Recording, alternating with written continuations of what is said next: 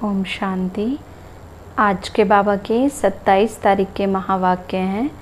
बाबा ने हम बच्चों को अमृत वेले की तरफ विशेष अटेंशन दिलाया कि बच्चे अमृत वेले बाबा से वरदान प्राप्त करने का समय होता है, जबकि स्वयं भाग्य विधाता बाप अपने बच्चों से मिलने के लिए आते हैं। तो उस समय हम बाबा से अपने मन की कितनी भी बातें कर सकते हैं, अपनी गलतियों की माफ़ी बाबा से ले सकते हैं, बाबा से वरदान प्राप्त कर सकते हैं, शक्तियाँ प्राप्त कर सकते हैं और अपने घर में भी सुख शांति के वाइब्रेशंस उस समय फैला सकते हैं और पूरे विश्व में भी शांति के वाइब्रेशंस फैला सकते हैं। और बाबा ने हम बच्चों को ये भी अटेंशन दिलाया कि बच्चे जो सच्चा सहारा है वो एक बाप ही है, इसलिए अपना बुद्धि योग केवल एक बाबा की तरफ रखना है। बाबा कहते रहना सबके साथ है, मित्र संबंधियों के साथ तोड़ भी निभाना है, लेकिन दिल की प्रीत केवल एक भगवान से हो। क्योंकि अगर हमारा बुद्धि योग इस कलयुगी दुनिया की बातों में, देहधारियों की बातों में फंसा रहेगा तो हम इस समय ईश्वरीय प्राप्तियों से वंचित रह जाएंगे और हमारा भाग्य भी ऊंचा नहीं बन पाएगा।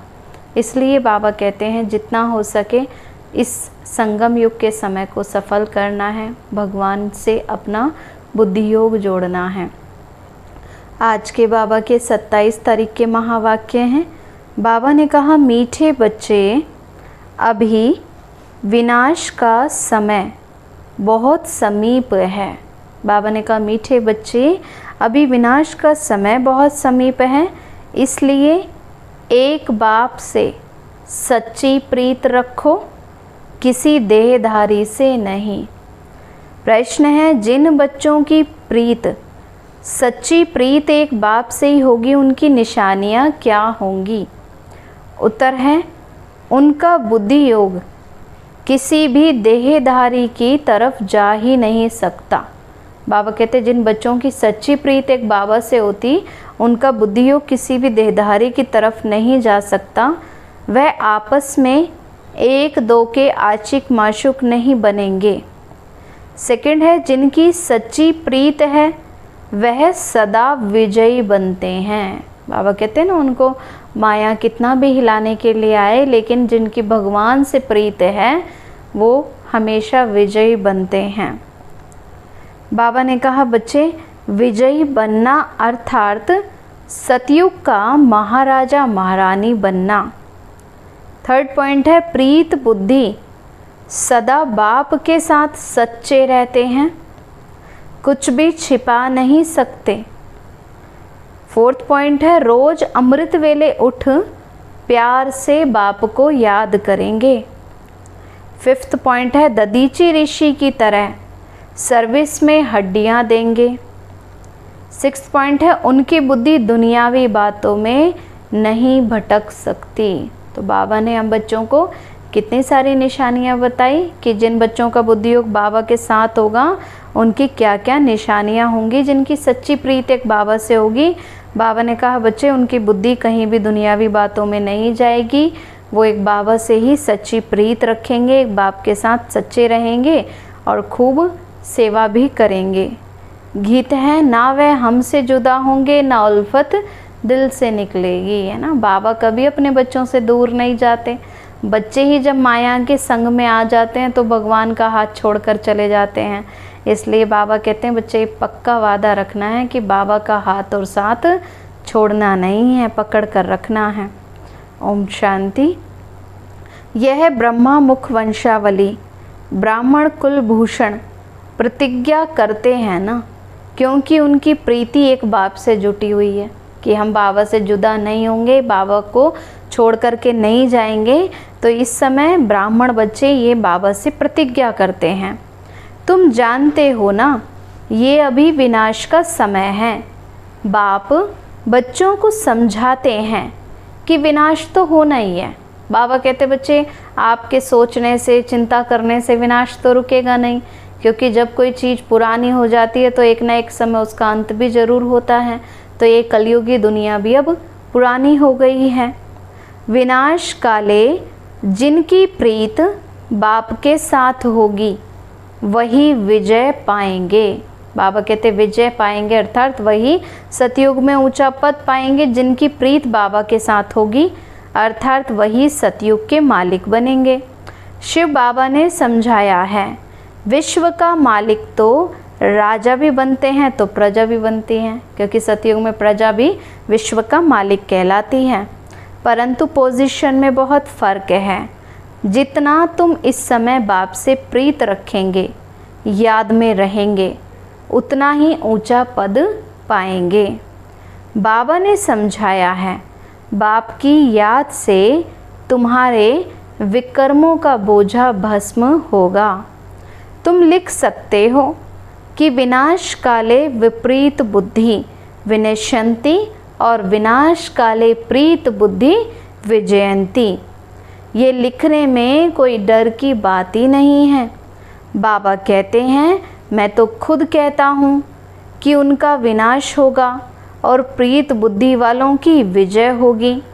बाबा तो बिल्कुल क्लियर कह देते हैं। बाबा कहते बच्चे, बुद्धि अगर ऐसे ही व्यर्थ की बातों में भटकती रहेगी तो अंत काल में बहुत पश्चाताप होगा। इस दुनिया में प्रीत तो कोई की है नहीं, क्योंकि कलयुग में तो क्या है, स्वार्थी प्यार है ना मनुष्यों का। प्रीत तो भगवान से किसी की है ही नहीं, आपस में भी बहुत स्वार्थ रहता है। तो तुम्हारी ही केवल सच्ची प्रीत है, किसके साथ? भगवान के साथ। बाबा कहते हैं बच्चे, परमात्मा और श्री कृष्ण की महिमा अलग अलग लिखो तो सिद्ध हो जाए कि गीता का भगवान कौन है। क्योंकि इस समय शिव बाबा हमें सच्चा गीता ज्ञान दे रहे हैं ना, तो बाबा कहते मनुष्यों को ये क्लियर बताने के लिए दोनों की महिमा अलग अलग लिखनी चाहिए कि श्री कृष्ण की महिमा क्या है और शिव बाबा की महिमा क्या है। ये तो ज़रूरी है ना। फिर दूसरी बात बाबा समझाते हैं कि ज्ञान का सागर पतित पावन परम पिता है या पानी की नदियाँ हैं। क्योंकि अगर पानी की नदियाँ पतित पावनी होती तो अब तक तो सबके पाप उतर गए होते। कितना मनुष्य जाते हैं गंगा स्नान करने के लिए। तो बाबा ने कहा बच्चे ये बहुत सहज है, इस पर समझाना बहुत सहज है ना।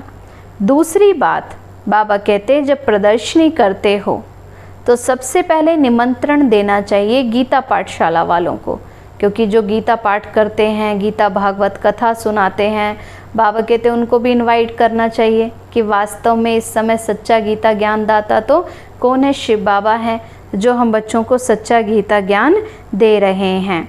क्योंकि वह भूले हुए हैं ना, क्योंकि मनुष्य ये भूल गए हैं कि गीता ज्ञानदाता कौन है, वह कृष्ण को समझ लेते हैं। तो उनको बुलाना चाहिए कि अब आकर के जज करो, फिर जो समझ में आए सो करना। तो फिर मनुष्य भी समझें कि ये गीता वालों को बुलाते हैं, क्योंकि फिर मनुष्यों को भी लगेगा, अदरवाइज़ तो क्या सोचते हैं कि ये नास्तिक हैं, किसी को मानते नहीं। तो बाबा कहते फिर मनुष्य भी समझेंगे कि ये गीता वालों को बुलाते हैं, शायद इन्हों का गीता पर ही प्रचार है। गीता से स्वर्ग की स्थापना हुई है, क्योंकि इस समय बाबा ने हमें ये सच्चा गीता ज्ञान दिया, जिससे ही फिर क्या होता, स्वर्ग की स्थापना होती है। गीता की बहुत महिमा है, परंतु भक्ति मार्ग की गीता नहीं। कौन सी गीता? ज्ञान मार्ग की गीता, जो इस समय बाबा हमें सच्चा गीता ज्ञान देते हैं। बाबा कहते हैं मैं तुम्हें सत्य ही सत्य बताता हूँ, है ना। इसलिए उसको सत्यम शिवम सुंदरम कहा जाता, इसलिए कहा जाता कि ईश्वर की गतमत न्यारी है। आज दिन तक जो मत जो मनुष्य नहीं दे सके, वो इस समय शिव बाबा हम बच्चों को दे रहे हैं। मनुष्य तो जो अर्थ करते वह बिल्कुल रॉन्ग है ना। अपनी अपनी कल्पना अनुसार, सोच अनुसार, मत अनुसार मनुष्य हर बात के लिए अलग अलग वर्णन कर देते हैं, है ना। अपने अपनी मत दे देते हैं, कोई भी सत्य नहीं कहते ना। माना मनुष्यों ने एक ही बात को लेकर कितनी अलग अलग मतें निकाल दी हैं। बाबा कहते बच्चे मैं ही इस समय सत्य बताने आता हूँ, मैं सत्य बताता हूँ। परमात्मा को सर्वव्यापी कहना ये सत्य नहीं है, ये सब विनाश को प्राप्त होंगे और कल्प कल्प होते भी हैं। आज जो मनुष्य अपने को ही भगवान कहलाने लगे तो कितना मनुष्य के अंदर अहंकार आ जाता है, तो इसको कहा जाता है उल्टी बुद्धि।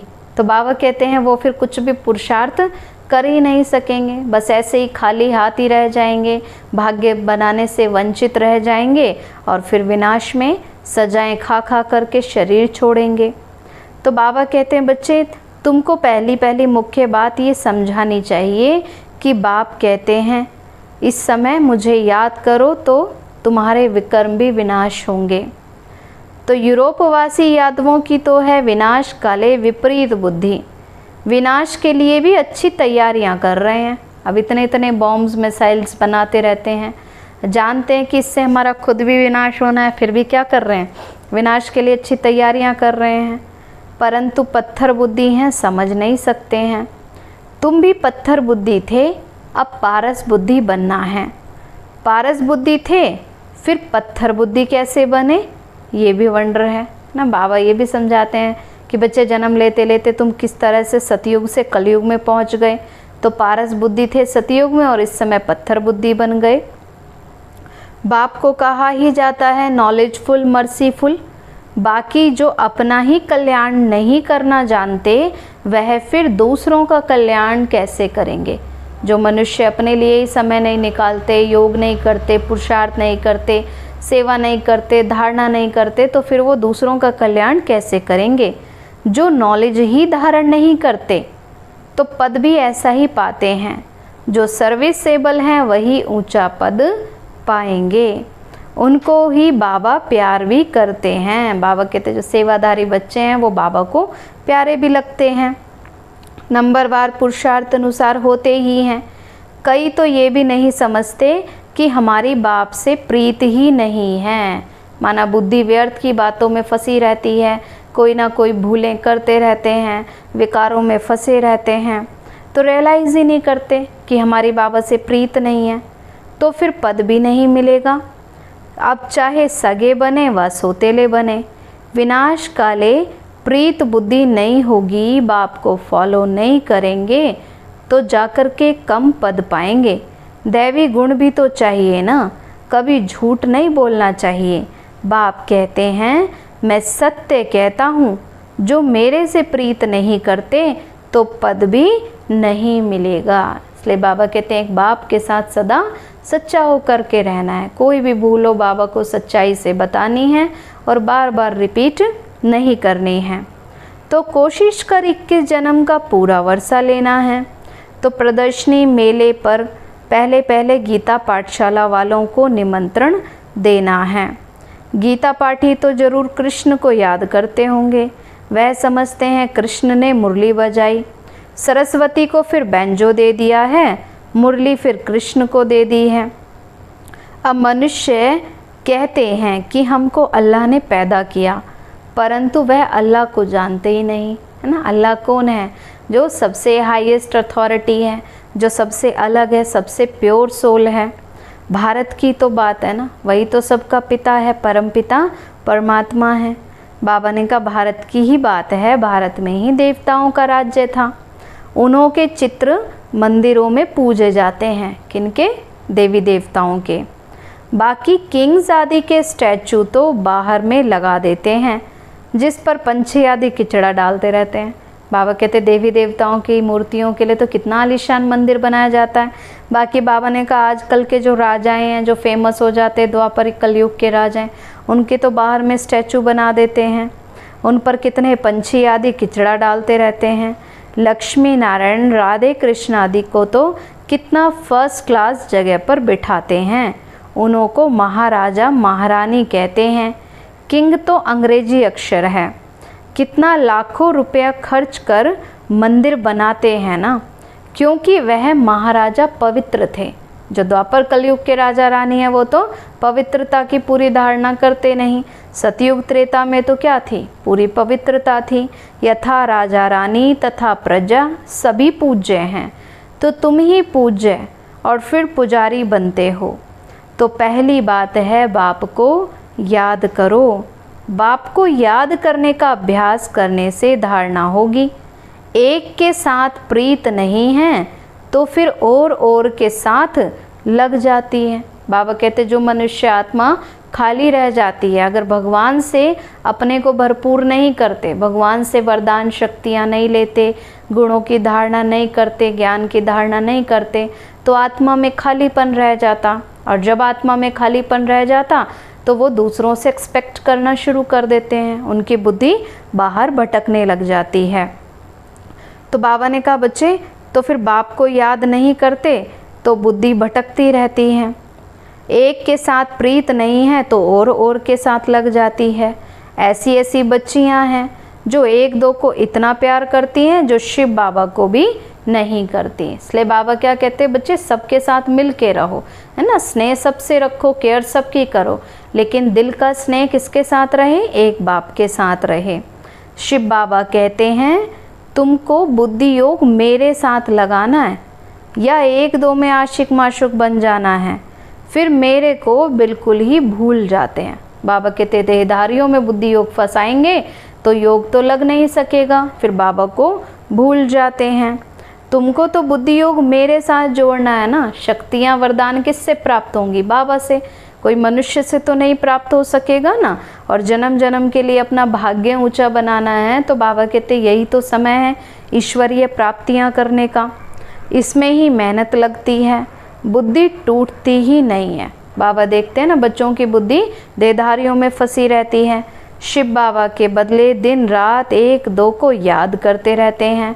बाबा नाम सुनाए तो ट्रेटर बन जाते हैं, फिर गाली देने में भी देरी नहीं करते। कई बच्चे तो होते हैं ना कि थोड़ा सा कोई उनके अनुसार कार्य नहीं होता तो हर बात का दोष भगवान को दे देते हैं, भगवान की भी निंदा करने में देरी नहीं करते। इस बाबा को गाली दी तो शिव बाबा भी तो झट सुन लेगा। अगर बाबा ने कहा बच्चे निमित्त को, जैसे साकार में ब्रह्मा बाबा बच्चों के साथ रहते थे, तो अगर ब्रह्मा बाबा के लिए कुछ कहा तो शिव बाबा तक भी तो पहुंच जाएंगे ना डायरेक्शंस, जो भी बातें हैं वाइब्रेशंस बच्चों के। ब्रह्मा से नहीं पढ़े तो शिव बाबा से पढ़ ना सके, ब्रह्मा बिगड़ तो शिव बाबा भी सुन ना सके, क्योंकि शिव बाबा भी तो किसके तन में आते, ब्रह्मा के तन में। इसलिए कहते हैं साकार से जा कर के पूछो। इसलिए बाबा बच्चों से कहते हैं ना बच्चे कोई बात समझ में नहीं आई तो साकार माना ब्रह्मा बाबा से भी पूछो।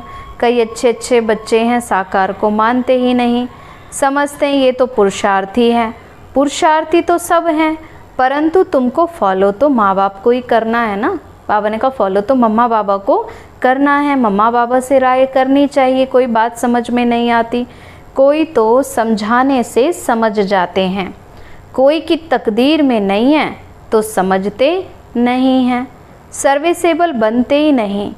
परंतु बुद्धि तो एक बाप से रखनी होती है।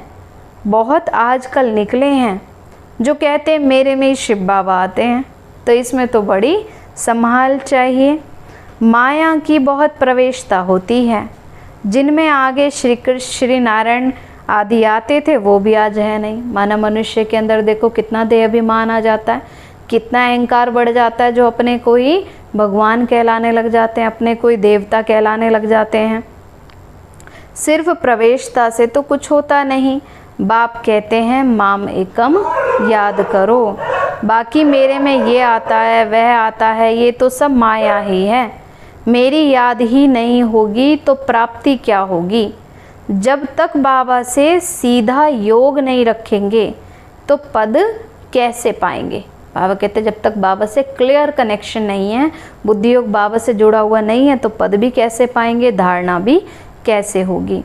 बाबा कहते हैं तुम माम एकम याद करो, ब्रह्मा द्वारा ही मैं समझाता हूँ, ब्रह्मा द्वारा ही स्थापना हुई है, त्रिमूर्ति भी जरूर चाहिए।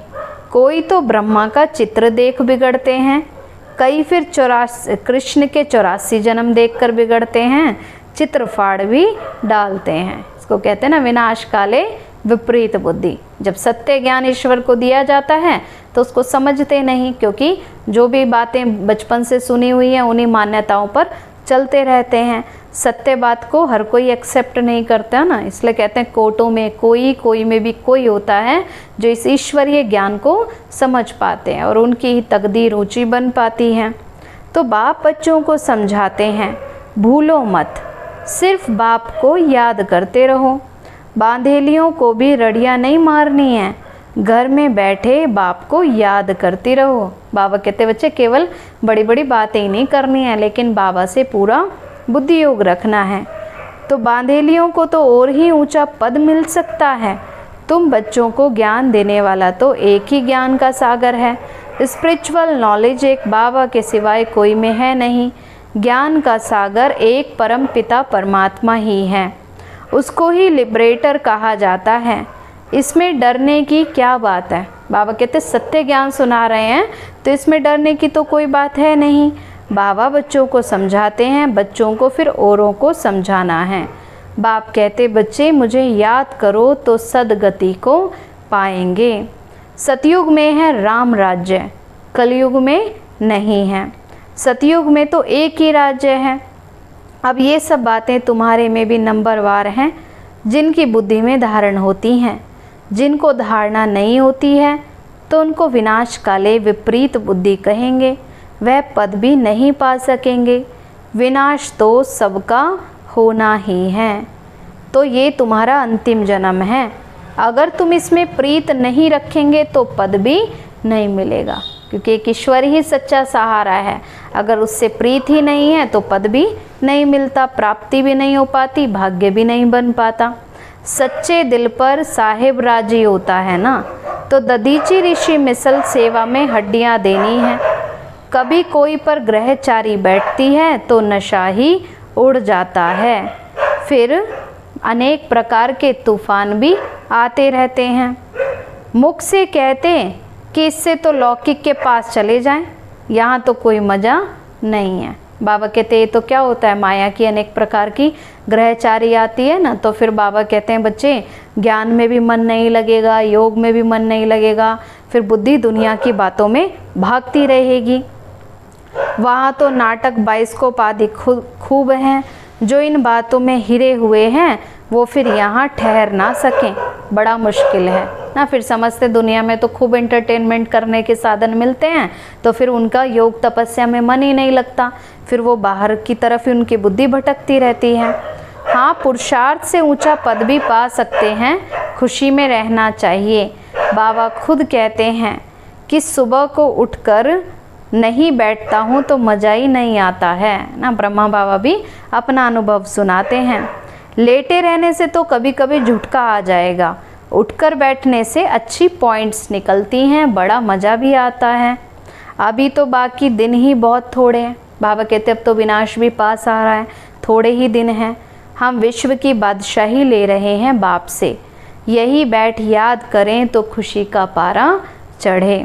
सुबह को चिंतन चलता है तो दिन को भी फिर खुशी रहती है। बाबा कहते हैं ना, अमृत वेले अगर बाबा की याद में रहते हैं, ज्ञान का मंथन करते हैं, ज्ञान की धारणा होती है, तो पूरा दिन वही पॉजिटिव एनर्जी अंदर में रहेगी। अमृत वेले तो एकांत भी अच्छी होती है। जितना बाबा को याद करेंगे उतना खुशी का पारा चढ़ेगा। इस पढ़ाई में ग्रहचारी बैठती है क्योंकि बाप को भूल जाते हैं। बाप से वर्षा लेना है तो मनसा वाचा कर्मणा सर्विस करनी है। इस सर्विस में ये अंतिम जन्म व्यतीत करना है। बाबा कहते हैं अंतिम जन्म है ये, तो इसे सेवा में ही व्यतीत करना है। अगर दुनियावी बातों में लग गए तो फिर सर्विस कब करेंगे? कल कल करते मर जाएंगे। बाप तो आए हैं स्वर्ग में ले जाने के लिए, यहाँ तो लड़ाई में कितने मरते हैं, कितनों को दुख तो होता होगा ना। अब अचानक हम देख रहे हैं ना कैसे अकाले मृत्यु हो रही है, तो कितना हलचल बढ़ती जा रही है। वहाँ तो लड़ाई आदि भी नहीं होगी। ये सब पिछाड़ी के हैं ना, ये सब खत्म होना है। निधन के ऐसे मरेंगे, धनी के जो होंगे वह राज्य भाग्य पाएंगे। धनी अर्थात जो परमात्मा से जिनकी प्रीत बुद्धि होगी वो तो सतयुग में राज्य भाग्य पाएंगे। प्रदर्शनी में भी समझाना है कि हम अपनी कमाई से, अपने ही तन मन धन से अपना राज्य स्थापन कर रहे हैं ना। उनको समझाना चाहिए कि हमारा ईश्वरीय परिवार है और हम ईश्वरीय परिवार के बच्चे फिर से सतयुग में, माना धरती पर सतयुग लाने की तैयारियां कर रहे हैं। हम भीख नहीं मांगते हैं, ज़रूरत ही नहीं है। ढेर भाई बहन हैं, इकट्ठे होकर राजधानी स्थापन करते हैं। तुम करोड़ इकट्ठा कर अपना ही विनाश करते हो, हम पाई इकट्ठा करके विश्व का मालिक बनते हैं ना। वो तो मनुष्य करोड़ों रुपए बॉम्ब्स बनाने में, मिसाइल्स बनाने में लगा देते हैं। बाबा कहते बच्चे, और तुम बच्चे पाई से पूरे विश्व को स्वर्ग बनाने की सेवा कर रहे हो। तो कितनी वंडरफुल बात है। अच्छा, मीठे मीठे सिकीलते बच्चों प्रति माता पिता बाप दादा का याद प्यार और गुड मॉर्निंग। रूहानी बाप की रूहानी बच्चों को नमस्ते। रूहानी हम बच्चों की रूहानी माता पिता बाप दादा को नमस्ते नमस्ते नमस्ते।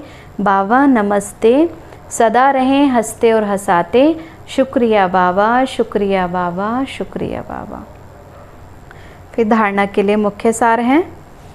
अमृत वेले एकांत में बैठ बाप को प्यार से याद करना है। दुनियावी बातों को छोड़ ईश्वरीय सेवा में लग जाना है। सेकंड है, बाप से सच्ची दिल रखनी है। आपस में एक दो के आशिक माशूक नहीं बनना है। प्रीत एक बाप से जोड़नी है, देहधारियों से नहीं। वरदान बाबा ने दिया, स्वार्थ शब्द के अर्थ को जान। सदा एक रस स्थिति में स्थित होने वाले सहज पुरुषार्थी भव। आजकल एक दो में जो लगाव है वह स्नेह से नहीं लेकिन स्वार्थ से है। होता है ना कि इच्छा रखते हैं कि अगर इन्होंने हमारे अकॉर्डिंग कार्य किया तो खुश हैं, नहीं किया तो उदास हैं।